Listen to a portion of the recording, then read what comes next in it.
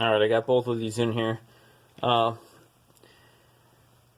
them started sometimes a little tricky because they're a little bit kind of bigger than the hole. They're a real tight fit. You might have to tap them down with a plastic, mallet or something like that, or rubber mallet, just to tap them to get them started where the threads will start to bite. Get them squared off, and then make sure it's square before you start turning on it and getting it screwed in. So both of these are in. I did add the grease zerks to them. It's basically just screw in, tighten them down with a wrench. And then I like to take and pump some grease through them so that way I know everything's free flowing and get some grease all in there, and then kind of move them around to make sure it's all well lubed, because they won't be doing as much moving when they're in there. Then time for the boots to put on. I know some people, well, even me, have trouble with these boots. They're a really nice boot, but they're a really tight fit. So if you see, like, they don't want to set down on the bottom, and it's got a rubber encapsulated steel ring around the outside to keep this thing rigid. One thing to see on here is this little groove on the side. That should face away from the wheel. That is basically a grease relief area.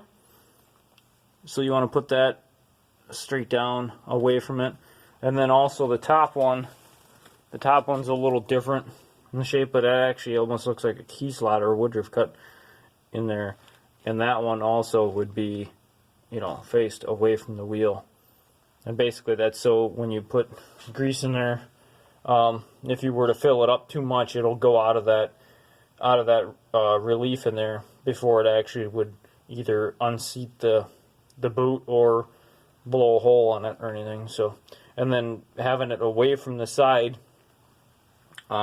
keeps that overflow grease. If somewhere to keep pumping grease in here, it keeps it away from the wheel side and all your brake components and things like that.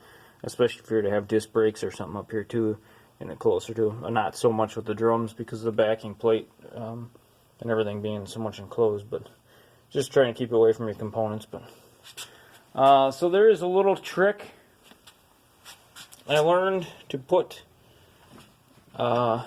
these boots on. One, I tried tapping around the end and with a mallet or something. I ended up tearing one of the boots. I had to get a new boot. But I did figure out a trick. If you have, well, you should have, or you should get a ball joint press tool. I don't know if I have this one here is just a Harbor Freight one, Maddox. So this set, if you buy it for nothing else, is perfect for this boot set.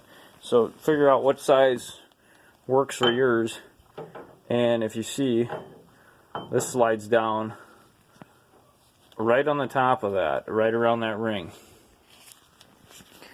And then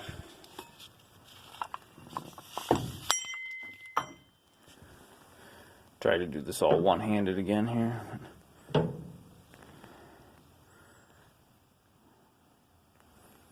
So set that on there, and then there's an adapter.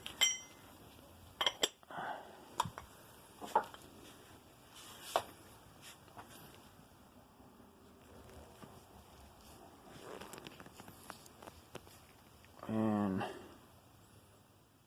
let me set this down for 1 second here.